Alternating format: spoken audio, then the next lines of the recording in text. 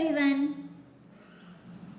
Today we are going to learn unit number 2nd, lesson number 11, and the name of this lesson, In the World of Dictionaries. In the World of Dictionaries. बघा मुलांनो, आत्ताच आपली exam झालेली आहे. सगळ्या मुलांनी अतिशय छानपैकी अभ्यास करून पेपर लिहिलेले आहेत. खूप छान मार्क्स सगळ्यांना मिळालेले आहेत. ज्यांना थोडेसे कमी मार्क्स मिळालेले आहेत त्यांनी आता ह्या युनिटमध्ये किंवा पुढच्या युनिट टेस्टमध्ये आणि सेमिस्टरला खूप छान अभ्यास करायचा आहे आणि छान मार्क्स मिळवायचे. तर आज आपण या ठिकाणी तुमचा जो पुढचा युनिट आहे, युनिट नंबर 2, त्याच्यातला 11 नंबरचा जो लेसन आहे, in the world of dictionaries, तो लेसन पाहणार आहोत. तर डिक्शनरी म्हणजे सगळ्यांना माहीत आहे. सगळ्यांकडे आपल्या घरामध्ये एखादी डिक्शनरी असते. काही मुलांकडे जर मोठे दीदी दादा असतील तर त्यांची डिक्शनरी खूप मोठी असते. आपण छोटे आहोत त्यामुळे आपल्याकडे छोटीशी डिक्शनरी असते. डिक्शनरी म्हणजे की ज्यामध्ये अनेक शब्द असतात आणि ते जे शब्द आहेत, ते जे वर्ड्स आहेत, त्या वर्ड्सचं मिनिंग, त्या डिक्शनरी मिनिंग, अर्थ, त्या शब्दांचा अर्थ आपल्याला त्या डिक्शनरीमध्ये दिलेला असतो. असं जे बुक असतं त्या बुकला म्हणतात डिक्शनरी. तर अशा या डिक्शनरीबद्दल, त्यालाच मराठीमध्ये प्रॉपर शब्द आहे शब्दकोश. तर या शब्दकोशाबद्दल आज आपण इन्फॉर्मेशन या लेसनमध्ये पाहणार आहोत. So take out your books, page number 23, lesson number 11, in the world of dictionaries. First I will read the lesson and then explain it line by line. Let's start. We often come across words that are unfamiliar to us when we read books, newspapers or magazines. We also hear new words and phrases when we watch TV programs. How do we find the meaning of these words? In the classroom, the teacher is always available to the student to tell the meaning of new and difficult words. But she cannot accompany every student all the time to explain the meaning of every new words. Besides, grown-up people also need help in this respect. A language has hundreds of thousands of words in it. तर पहा, first पॅराग्राफमध्ये त्यांनी आपल्याला काय सांगितलेलं आहे? We often came across words that are unfamiliar to us. We, आपण, often, नेहमी, आपण नेहमी, came across words म्हणजे आपण नेहमी अनेक शब्द पाहतो किंवा आपल्यासमोरून अनेक वेगवेगळे शब्द क्रॉस होत असतात. वेगवेगळे शब्द आपल्यासमोर येत असतात.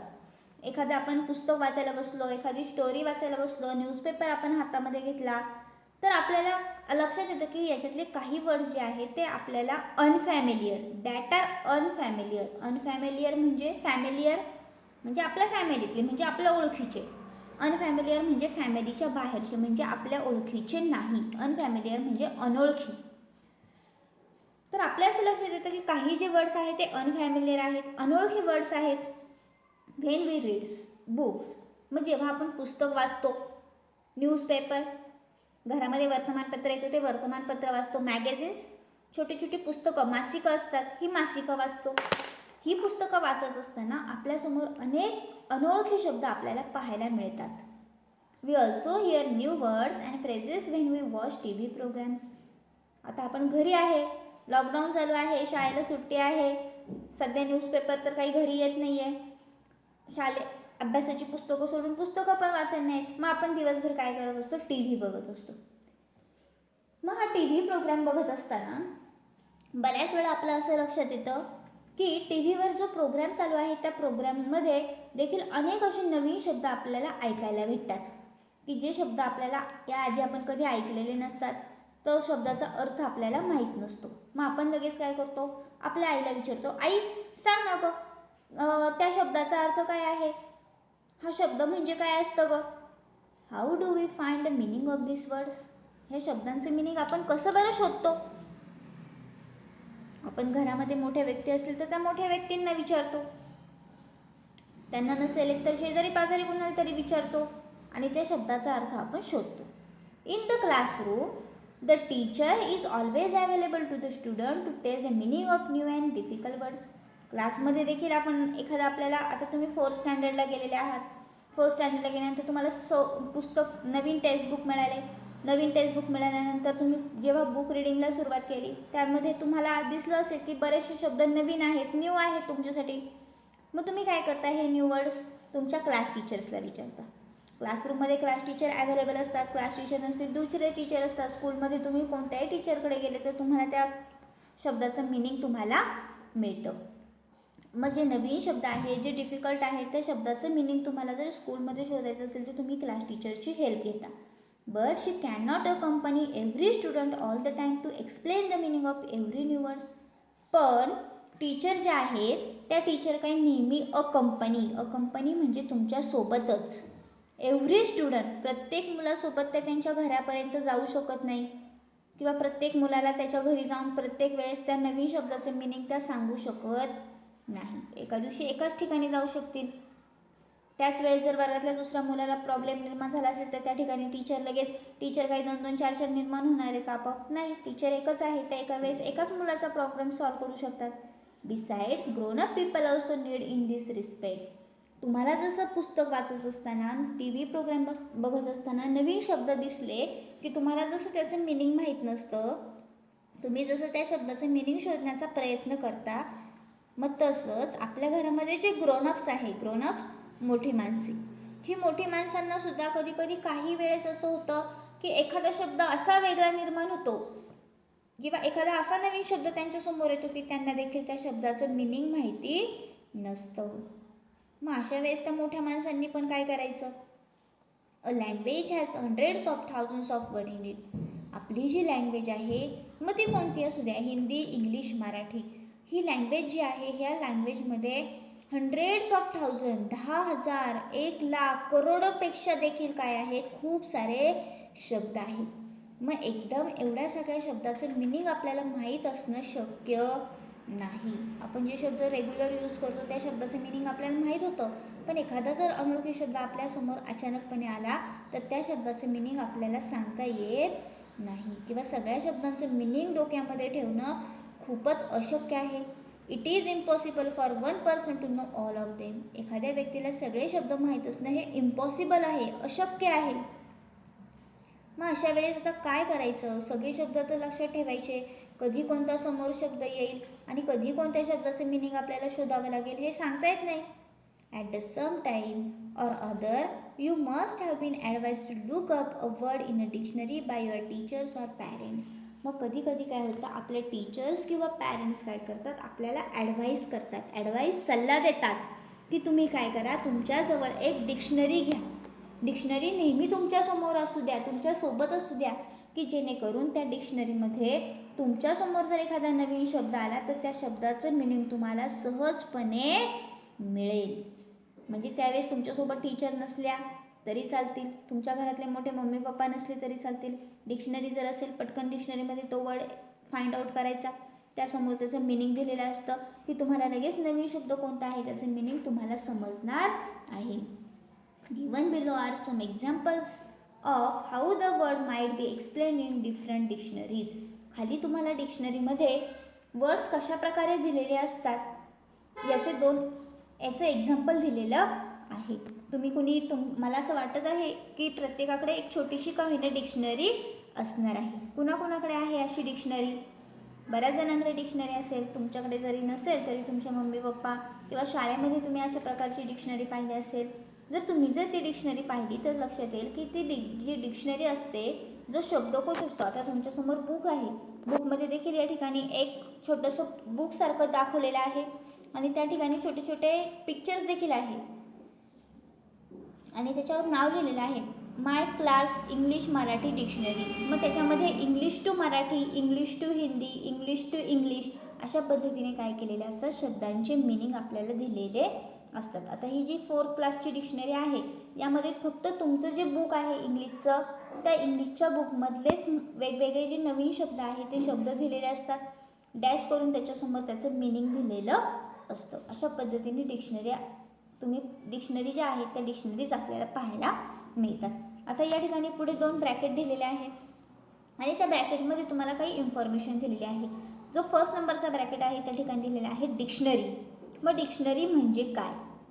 Dictionary a noun a book in which words are listed in alphabetical order from A to Z. You look up a word in a dictionary to find out what it means and how to spell it. आता पहिली जी dictionary दिलेली आहे, पहिला जो bracket दिलेला आहे त्यामध्ये दिलेला आहे नाउन. डिक्शनरी हे एक नाउन आहे. अ बुक इन विच, डिक्शनरी म्हणजे असं बुक, असं पुस्तक की ज्या पुस्तकामध्ये वर्ड्स, शब्द are listed in alphabetical order from A to Z. शब्द जे आहेत ते शब्द A to Z, मी तुम्हाला अल्फाबेटिकल ऑर्डर शिकवलेले आहे त्या पद्धतीने A to Z पद्धतीने क्रमाने काय केलेले असतात, शब्द लिहिलेले असतात. आणि त्या शब्दांच्या पुढे you look up word in a dictionary, आपल्याला जो शब्द हवा आहे किंवा ज्या शब्दाचे मिनिंग हवा आहे तो शब्द आपण डिक्शनरीमध्ये शोधायचा आणि शोधून झाल्यानंतर काय करायचं, त्यासमोर त्याचं मिनिंग आणि तो शब्द how to spell it, spell म्हणजे त्याचं स्पेलिंग काय आहे हे आपल्याला डिक्शनरीमध्ये दिलेलं असतं. फॉर एक्झाम्पल तुम्हाला जर शब्द सांगितला बटरफ्लाय, मग तुम्ही काय करायचं, एचे सगळे शब्द डिक्शनरी काढायची, डिक्शनरीमध्ये बीचे शब्द शोधायला सुरुवात करायची, बी पासून सुरू होणारे, त्यामध्ये बटरफ्लाय हा शब्द शोधायचा. त्यापुढे तुम्हाला दिलेला असेल बटरफ्लायचं मिनिंग काय आहे. बटरफ्लाय म्हणजे ॲन इन्सेक्ट, बटरफ्लाय एक इन्सेक्ट आहे. अँड ब्युटिफुल इन्सेक्ट, एक सुंदर असा कीटक आहे. किंवा मराठीमध्ये दिलेलं असेल फुलपाखरू, अशा पद्धतीने. आणि बटरफ्लायचं स्पेलिंगसुद्धा BUTTERFLY असं बटरफ्लायचं स्पेलिंगसुद्धा दिलेलं असेल. अशा एक प्रकारची डिक्शनरी असते की ज्या डिक्शनरीमध्ये वर्ड्स, त्या वर्ड्सचं मिनिंग आणि त्या वर्ड्सचं स्पेलिंग कशा पद्धतीने लिहायचं आहे हे A to Z अल्फाबेटिकल ऑर्डरप्रमाणे दिलेलं असतं. अशा पुस्तकाला डिक्शनरी असं म्हणतात. आता सेकंड नंबरचा जो ब्रॅकेट आहे त्या ठिकाणी पुन्हा डिक्शनरी, प्लुरल डिक्शनरीज. डिक्शनरी जे आहे त्याचं प्लुरल फॉर्म म्हणजे सिंगल म्हणजे एक डिक्शनरी. आणि जर तुमच्याकडे 2-3 डिक्शनरी असतील, जास्त असतील तर त्याला म्हणतात डिक्शनरीज. एक dictionary, singular form of dictionary आणि plural form of dictionaries. A book that gives a list of words in alphabetical order and explain their meaning in the same language or another language.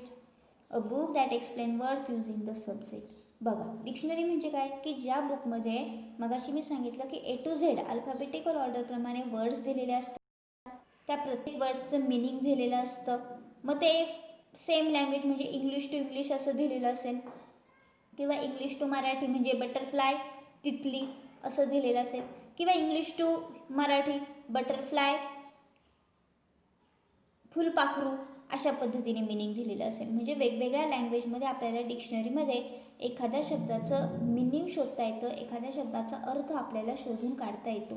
A book that explain words use in a subject. आपला subject जो आहे त्या सब्जेक्टमध्ये वेगवेगळे जे words आहेत ते words explain करून त्याचं मिनिंग आपल्याला ज्या बुकमध्ये सापडतं त्याला म्हणतात dictionary. Thus we see that a dictionary shows a many things. अशा पद्धतीने डिक्शनरीमध्ये आपल्याला वेगवेगळ्या प्रकारचे शब्द आणि त्यांचे अर्थ ते वेगवेगळ्या फॉर्ममध्ये पाहायला मिळतात. आता तुमच्याकडे बुक आहे, बुकमध्ये दिलेलं आहे डिक्शनरी, शब्दांचे अर्थ, उच्चार, वापर याबद्दल माहिती देणारे पुस्तक, मराठीत त्याला म्हणतात शब्दकोश किंवा कोश. त्यानंतर पुढे पाहूया आपल्याला काय सांगितलेलं आहे.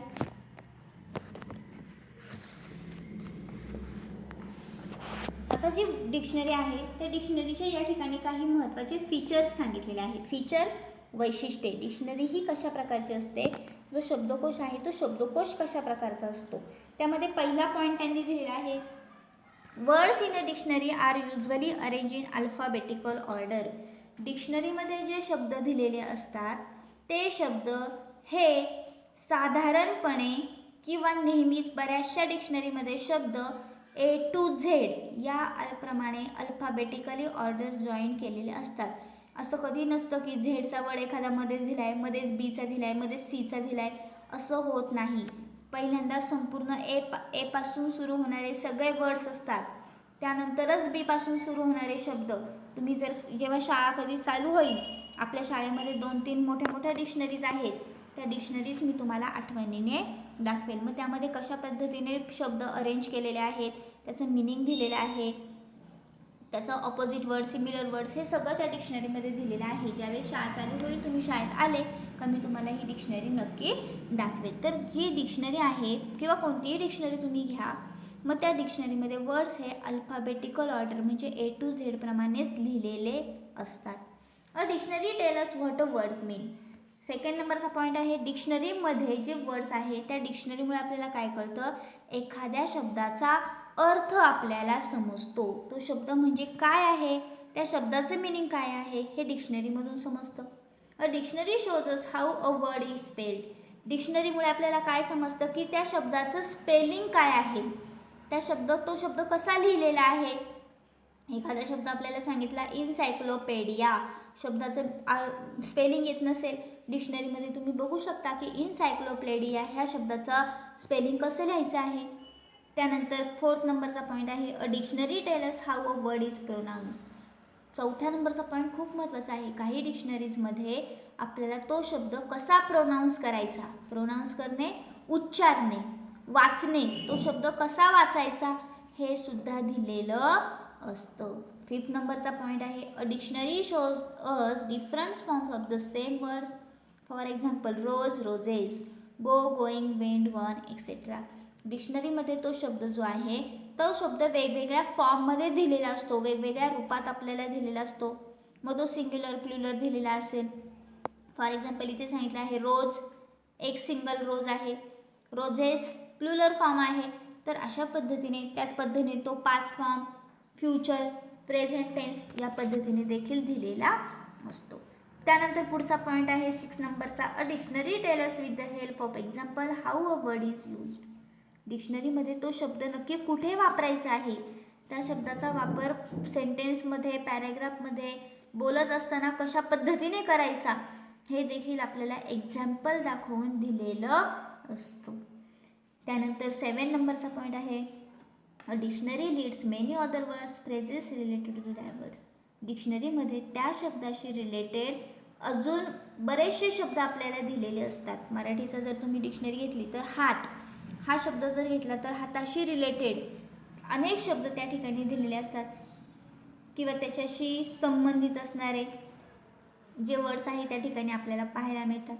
त्यानंतर पुढचा पॉईंट आहे, a dictionary points out different meaning of words which have the same spelling.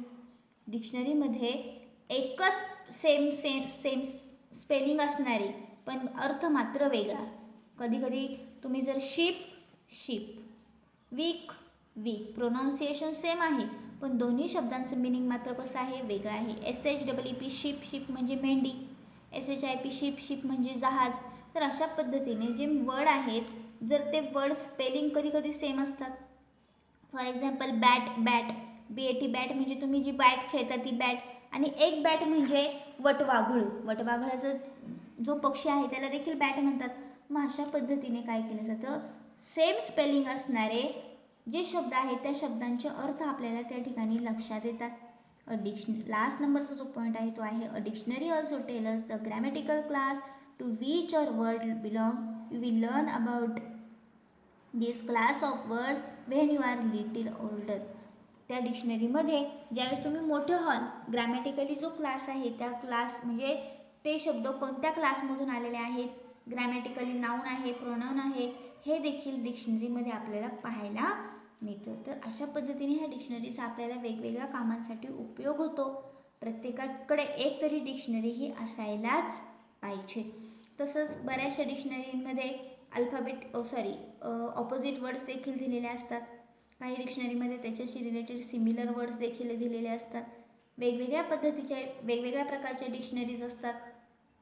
ह्या डिक्शनरीचा आपण अभ्यास करत असताना आपल्याला वेगवेगळ्या ठिकाणी अनेक ठिकाणी उपयोग करता येतो.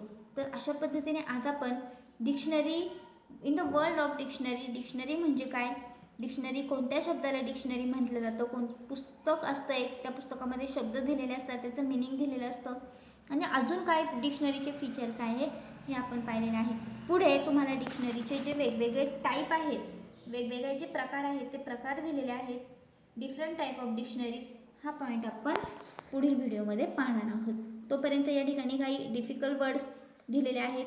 ऑफन म्हणजे नेहमी, अनफॅमिलियर अनोळखी, मॅगझिन्स मासिके, मिनिंग अर्थ, अ कंपनी सोबत, डिक्शनरी शब्दकोश, स्पेल्ट स्पेलिंग आणि प्रोनाउन्स उच्चार.